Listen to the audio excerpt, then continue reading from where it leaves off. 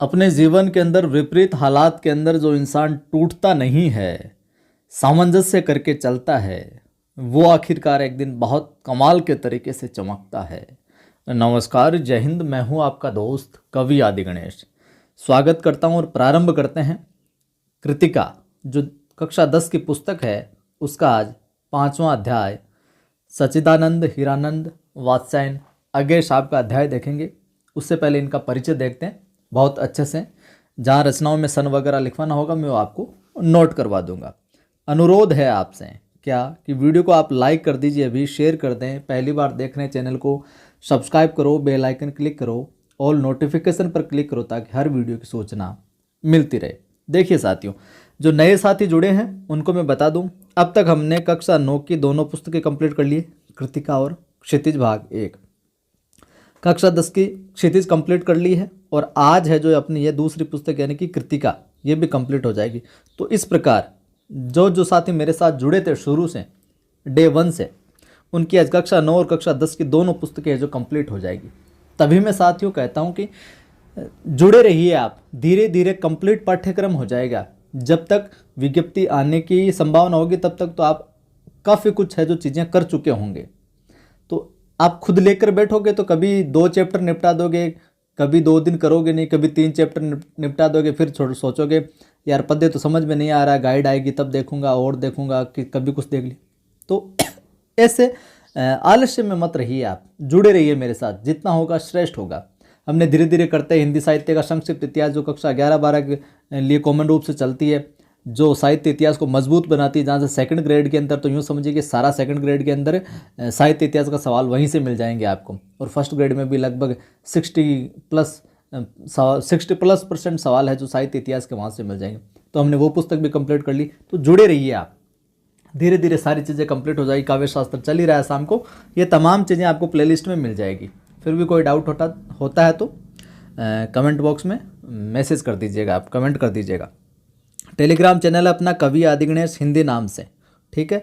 Description में link मिल जाएगा जिस पर 2700 से ज़्यादा लोग जुड़े हुए हैं। उसी चैनल को आपको ज्वाइन करना है। कवि आदि गणेश हिंदी अगर सर्च करते हो तो कवि आदि गणेश इंग्लिश में लिखना है, हिंदी आपको देवनागरी में लिखना है, कवि आदि गणेश हिंदी।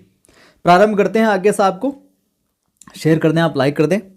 देखिए, आगे साहब का जो जन्म होता है 1911 में होता है, उत्तर प्रदेश के देवरिया जिले के कसिया यानी कि कुशीनगर इलाके में।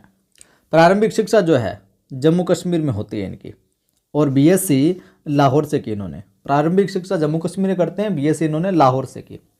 क्रांतिकारी आंदोलन में भाग लेने की वजह से इनको कई बार जेल भी जाना पड़ा था, ठीक है। साहित्य और पत्रकारिता को पूर्णतः समर्पित अज्ञे ने देश विदेश की अनेक यात्राएं भी है जो की। देखिए, अज्ञे जी का हिंदी साहित्य इतिहास के अंदर भी महत्वपूर्ण रोल होता है। तो एक तार सप्तक वाला सवाल निश्चित तौर पर पूछा जाता है हमेशा कि निम्न में से इस सप्तक का कवि नहीं है, इसका कवि नहीं है, जो भी है। उन्होंने कई नौकरियां की और छोड़ी। आज़ादी के बाद की हिंदी कविता पर अज्ञे का व्यापक प्रभाव है। कविता के अलावा उन्होंने कहानियाँ लिखी, उपन्यास भी लिखे, यात्रा वृत्तांत भी लिखे, निबंध भी लिखे, आलोचना आदि अनेक विधाओं में है जो लेखन कार्य है किया था। लिखिए प्रमुख रचनाएं, और रचनाओं में लिखिए सबसे पहले अपने काव्य संग्रह। रचनाएं लिख लीजिए काव्य संग्रह। तो पहला काव्य संग्रह इनका भग्नदूत। कौन सा है? भग्नदूत। भग्नदूत का समय लिख लीजिए आप 1933। महत्वपूर्ण हस्ताक्षर, इसलिए मैं आपको ये भी चीज़ नोट करवा देता हूँ, ये पूछा गया कई बार। भग्नदूत का समय 1933। चिंता का समय है 1942। चिंता का कौन सा समय? 1942। अरि ओ करुणा प्रभामय, इसका समय है 1959। क्या है? 1959। इंद्रधनुष रोंदे हुए, ये इसका है 1957। इंद्रधनुष रोंदे हुए इसका 1957। और आंगन के पार द्वार 1961। आंगन के पार द्वार 1961। ये कई बार पूछा गया, जिनमें भग्नदूत, चिंता, अरियो करुणा प्रभामय और आंगन के पार द्वार। आंगन के पार द्वार और भग्नदूत तो बहुत बार पूछा गया। ये सभी क्या है? काव्य संग्रह। अब लिखिए उपन्यासों में शेखर, एक जीवनी और नदी के द्वीप, शेखर एक जीवनी और नदी के द्वीप, ये क्या है, इनके उपन्यास हैं। शेखर एक जीवनी, नदी के द्वीप, और एक उपन्यास और इनका अपने अपने अजनबी, ये भी लिख लीजिएगा आप, अपने अपने अजनबी। दो मैंने इसलिए लिखे यहाँ पर, अपने अपने दो बार, अपने अपने अजनबी, ये भी एक इनका उपन्यास है। कहानी संग्रह में है विपतगा, शरणार्थी और जयदोल। कहानी संग्रह में विपतगा, शरणार्थी और जयदोल। देखिए अज्ञे की अगर नाम ये दे दिए, अज्ञे का कहानी संग्रह है, तो वहाँ पर अगर विपतगा कहानी संग्रह है और नीचे अज्ञे दिया हुआ, तो विपतगा मिलता है कहीं से, कहीं नाम त्रिपतगा मिलता है, ये इसको और इस नाम से किसकी और कौन सी विधाई, इसका मैंने अलग से वीडियो बना के आपको क्लियर किया हुआ है, वो 2-3 मिनट का। शरणार्थी और जयदोल ये इनके क्या है, कहानी संग्रह है। वहीं त्रिशंकु और आत्मनेपद, त्रिशंकु और आत्मनेपद क्या है, निबंध संग्रह है। ठीक है, माफ कीजिएगा, निबंध, त्रिशंकु और आत्मनेपद। अरे यायावर रहेगा याद, ये क्या है, यात्रा वृतांत है। अरे यायावर रहेगा याद, यात्रा वृतांत। इसके अलावा इन्होंने अपने कितनी नावों में कितनी बार, नदी की बांक पर छाया, रूपाम्बरा, सागर मुद्रा, ये तमाम चीज़ें हैं जो क्योंकि मैं उसे जानता हूँ, और ऐसा कोई घर आपने देखा है, ये और भी इनकी काव्यात्मक रचनाएं देखने को मिलती है। अज्ञे द्वारा संपादित तार सप्तक सहित 4 सप्तकों का समकालीन हिंदी कविता के इतिहास में क्या महत्वपूर्ण स्थान है। और साहित्य अकादमी एवं ज्ञानपीठ पुरस्कार सहित अज्ञे को अनेक राष्ट्रीय अंतर्राष्ट्रीय पुरस्कारों से भी क्या है, सम्मानित है, जो किया जा चुका है। किन किन का, अब देखिए आंगन के पारद्वार। अब अज्ञे जी का जो जब हमने पाठ पढ़ा था तो इनका पूरा विवरण है जो मैंने अच्छे से दिया था। आंगन के पारद्वार रचना के लिए इनको 1964 में साहित्य अकादमी पुरस्कार मिला था। जो आंगन के पारद्वार है, इस रचना के लिए 1964 में मिला था इनको साहित्य अकादमी पुरस्कार। ठीक है, ये ध्यान में रखना। और कितनी नावों में कितनी बार, ये मैंने लिखवाया हुआ है पहले, एक बार आगे साहब का चैप्टर आया जब, कितनी नावों में कितनी बार जो रचना है उसके लिए इनको 1978 में ज्ञानपीठ पुरस्कार मिला था। ठीक है, तो आंगन के पारद्वार पर तो मिला था इनको साहित्य अकादमी, और कितनी नावों में कितनी बार के लिए मिला था इनको भारतीय ज्ञानपीठ पुरस्कार। आ गई बात समझ में। और 1987 में इनका क्या हो जाता है, देहावसान हो जाता है साहब। बौद्धिकता की छाप अज्ञे के संपूर्ण लेखन में मिलती है। उनके लेखन के मूल में व्यक्तिगता की पहचान की क्या है, समस्या है साहब। अब हम देखते हैं इनका जो अध्याय है, कृतिका का जो लास्ट अध्याय है, इसके बाद हम कक्षा 11 को प्रारंभ करेंगे, उस अध्याय को हम पढ़ते हैं। चलिए, अध्याय है कि मैं क्यों लिखता हूँ, मैं क्यों लिखता हूँ। तो अज्ञे साहब क्या कहते हैं वो देखते हैं हम इसके अंदर।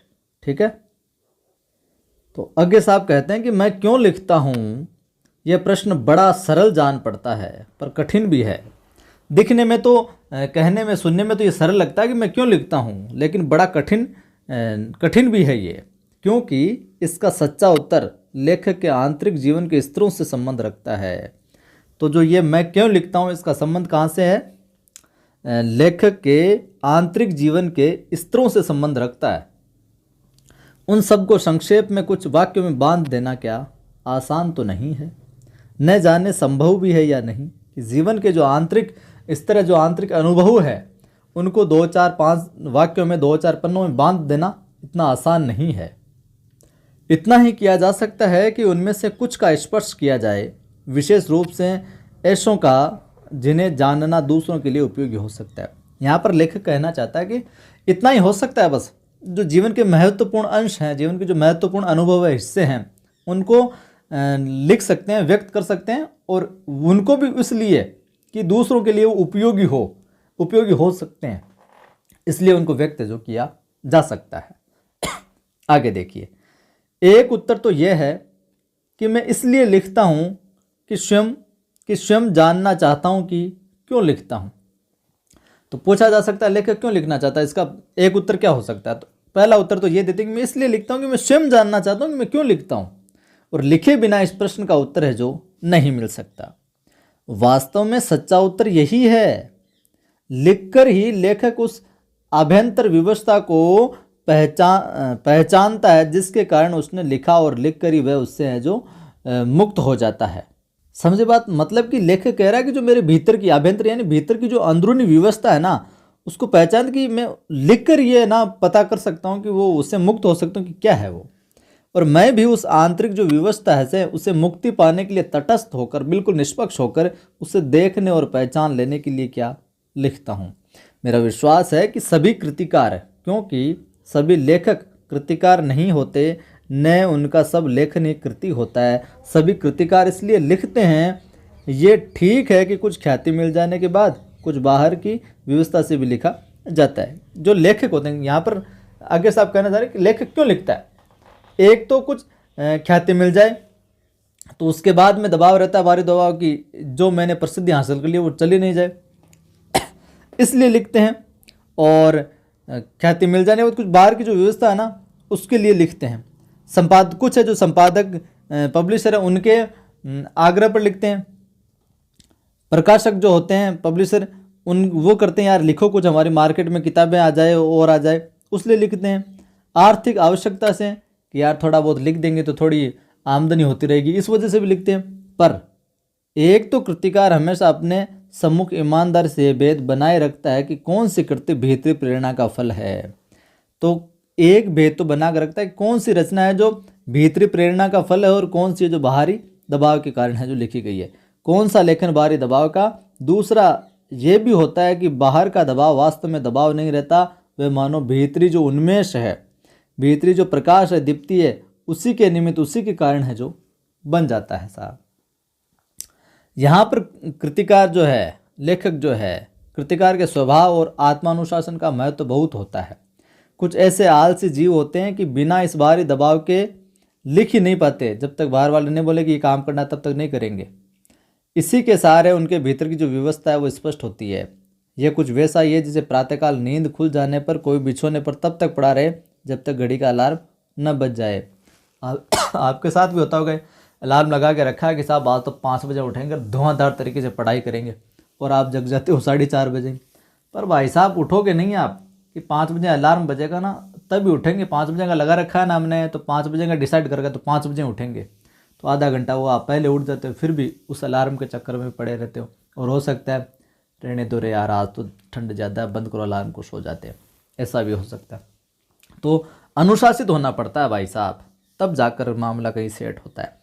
इस प्रकार वास्तव में कृतिकार बाहर के दबाव के प्रति समर्पित नहीं हो जाता है, उसे केवल एक सहायक यंत्र की तरह काम में लाता है, जिससे भौतिक यथार्थ के साथ क्या उसका संबंध बना रहे। मुझे इस सहारे की ज़रूरत नहीं पड़ती, लेखक कहते हैं मुझे इस सहारे की ज़रूरत नहीं पड़ती, लेकिन कभी उससे बाधा भी नहीं होती। उठने वाली तुलना को बनाए रखूं तो कहूं कि सवेरे उठ जाता हूं अपने आप ही, पर अलार्म भी बज जाए तो कोई हानि नहीं मानता मैं। यह भीतरी व्यवस्था क्या होती है, इससे बखानना बड़ा कठिन है। क्या वह नहीं होती, ये बताना शायद कम कठिन होता है, या उसका उदाहरण दिया जा सकता है, कदाचित वही अधिक उपयोगी होगा। अपनी एक कविता की कुछ चर्चा करूं जिससे मेरी बात है जो स्पष्ट हो जाएगी। देखिए कि मैं विज्ञान का विद्यार्थी रहा हूं, तो ये सवाल यहाँ से पूछा जा सकता है आगे किस शुरुआत में किस विषय के विद्यार्थी ने, विज्ञान के विद्यार्थी ने, विज्ञान क्षेत्र में। मेरी नियमित शिक्षा उसी विषय में हुई। अणु क्या होता है, कैसे हम रेडियम धर्मी तत्वों का अध्ययन करते हुए विज्ञान की उस सीढ़ी तक पहुँचे जहाँ अणु का भेदन संभव हुआ, रेडियम धर्मिता के क्या प्रभाव होते हैं, इन सब का पुस्तकीय या सैद्धांतिक ज्ञान तो मुझे था। फिर जब वह हिरोशिमा में अणुबम गिरा, हिरोशिमा और नागासाकी पर अणुबम कब गिराए गए कमेंट करके बताना, और किसने गिराए, तब उसके समाचार मैंने पढ़े थे, और उसके प्रवृत्ति प्रभावों का भी बाद में क्या प्रभाव पड़े उसका भी विवरण है जो पढ़ता रहा मैं। इस प्रकार उसके प्रभावों का जो ऐतिहासिक प्रमाण भी सामने आ गया ना, तो विज्ञान के इस दुरुपयोग के प्रति बुद्धि का विद्रोह है जो स्वाभाविक था कि यार विज्ञान तरक्की कर रहा और साथ में ये काम कर रहा, छोड़ो इसे।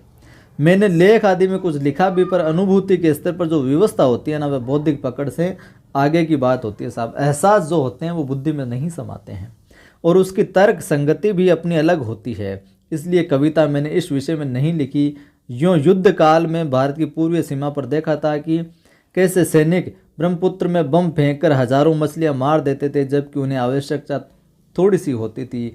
और जीव के इस अपव्यय से जो व्यथा भीतर उमड़ी थी उससे एक सीमा तक अणुबम द्वारा व्यर्थ जीव का नाश अनुभव तो कर ही सका था साहब। सहृदय कवि वैसे ही सहृदय होते हैं। जापान जाने का अवसर मिला तब हिरोशिमा भी गया और वह अस्पताल भी देखा जहाँ रेडियम पदार्थ से क्या लोग आहत हुए थे, वर्षों से कष्ट पा रहे हैं अभी। तो इस प्रकार प्रत्यक्ष अनुभव भी हुआ, पर अनुभव से अनुभूति गहरी चीज होती है साहब। कम से कम कृतिकार के लिए अनुभव तो घटित का होता है, पर अनुभूति संवेदना और कल्पना के सहारे उस सत्य को आत्मसात कर लेती है जो वास्तव में कृतिकार के साथ घटित नहीं हुआ है। तभी तो कहते हैं ना, जहाँ न पहुँचे रवि वहाँ पहुँचे कवि। कल्पनातीत जो आँखों के सामने नहीं आया, जो घटित के अनुभव में नहीं आया, वही आत्मा के सामने ज्वलंत प्रकाश में आ जाता है, तब वह अनुभूति प्रत्यक्ष है जो हो जाता है। तो यहाँ से सवाल बना के दे सकते हैं कि जो घटित अनुभव में नहीं आता है और वही आत्मा के सामने ज्वलंत प्रकाश में आ जाता है, वह क्या कहलाता है इस अध्याय के अनुसार? तो वह अनुभूति प्रत्यक्ष हो जाता है, अनुभूति प्रत्यक्ष रूप से आ जाता है वो चीज़। ये पंक्ति दे अगर पूछ ले किस अध्याय से ली गई है तो ध्यान में रखना। तो हिरोशिमा में सब देख कर भी तत्काल कुछ लिखा नहीं, क्योंकि इसी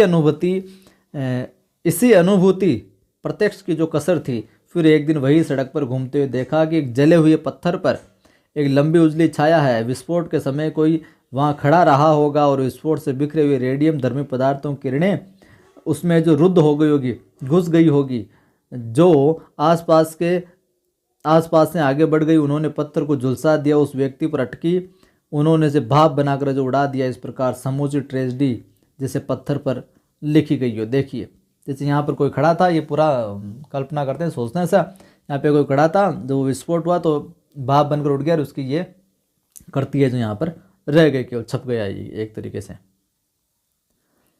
उस छाया को देखकर जैसे एक थप्पड़ सा लगा, ये क्या कर दिया विज्ञान ने। अवाक इतिहास जैसे भीतर कहीं सहसा एक जलते हुए सूर्य सा उग आया और डूब गया। मैं कहूँ कि उस क्षण में अणु विस्फोट मेरे अनुभूति प्रत्यक्ष में आ गया। एक अर्थ में मैं स्वयं हिरोशिमा के विस्फोट का क्या भोक्ता बन गया। इसी में से वह विवशता जागी साहब। भीतर की आकुलता बुद्धि के क्षेत्र से बढ़कर संवेदना के क्षेत्र में आ गई उसको देखने से। फिर धीरे धीरे मैं उससे अपने को अलग कर सका और अचानक एक दिन मैंने हिरोशिमा पर क्या कविता लिखी, जापान में नहीं, भारत लौटकर। तो पूछा जा सकता है हिरोशिमा कविता लेखक ने कहाँ पर लिखी, जापान में या भारत? ध्यान में रखना, जापान में नहीं लिखी, भारत आने के बाद में लिखी, ठीक है। और रेलगाड़ी में बैठे बैठे, तो किस वाहन में? तो ध्यान में रखना रेलगाड़ी में बैठे बैठे। तो ये भी पूछा जा सकता है। यह कविता अच्छी है या बुरी, इससे मुझे मतलब नहीं है। मेरे निकट वह सच है, क्योंकि वह अनुभूति प्रसूत है। यही मेरे निकट का क्या है, महत्व की बात, अनुभूति से जो उपजा है। देखिए साहब, सन 1959 में ये ध्यान में रखिएगा, पूछा जा सकता है यहाँ सवाल अवश्य। सन 1959 में प्रकाशित अरि ओ करुणा प्रभामय काव्य संग्रह में संकलित आगे की हिरोशिमा कविता यहाँ दी जा रही। तो पूछा जा सकता है जो हिरोशिमा कविता है किस काव्य संग्रह में संकलित है, अरि ओ करुणा प्रभामय में। तो यहाँ सवाल अवश्य ही पूछा जा सकता है और ये पूछा भी गया एक बार। कविता देखिए, एक दिन सहसा सूरज निकला, अरे क्षितिज पर नहीं, नगर के चौक धूप बरसी, पर अंतरिक्ष नहीं, फटी मिट्टी से। छायाएं मानव जन की दिशाहीन, सब ओर पड़ी वह सूरज, नहीं उगाता पूरब में वह बरसा सहसा। बीचों बीच नगर के काल सूर्य के रथ के पहियों के जो अरे टूट कर बिखर गए हो दसों दिशा में। कुछ क्षण का वह उदय अस्त केवल एक प्रज्वलित क्षण की दृश्य शोक लेने वाली दोपहरी, फिर माफ करें, छाया ये मानव जन की नहीं मिटी लंबी हो होकर, मानव ही सब भाप हो गए। छायाएं तो अभी लिखी है झुलसे हुए पत्थरों पर, उजड़ी सड़कों की गच पर, मानव का रचा हुआ सूरज मानव को भाप बनाकर सोख गया। पत्थर पर लिखी हुई ये जली हुई छाया मानव की साक्षी है, साक्षी है साहब। तो ये था अपना अध्याय और ये होती है अपनी कक्षा 10 की कृतिका पुस्तक भी समाप्त। इस प्रकार से हमने कक्षा 9 की कंप्लीट कर ली, कक्षा 10 की कंप्लीट कर ली। अब हम कक्षा 11 की शुरू करेंगे, जो कि डायरेक्ट फर्स्ट ग्रेड के लिए भी लगती है। और 9th और 10th की पुस्तकों का जो कवि परिचय वो भी फर्स्ट ग्रेड वालों को जरूर पढ़ लेना चाहिए, केवल फर्स्ट ग्रेड वालों को। बाकी सेकंड ग्रेड में 9 से 12 सभी पढ़ना है ही। तो फर्स्ट ग्रेड वाले कई बार कमेंट करते हैं कि सर फर्स्ट ग्रेड में तो केवल 11 और 12 की किताबें लगती है। हाँ, 11 और 12 की किताबें तो परिचय और पाठ कंप्लीट पढ़ने ही पढ़ने हैं, लेकिन अगर आप कक्षा 9 और 10 के कवियों के परिचय को, मात्र कवियों के परिचय को देख लेते हो आप, तो हिंदी साहित्य इतिहास की दृष्टि से आपके लिए काफ़ी फायदेमंद रहेगा।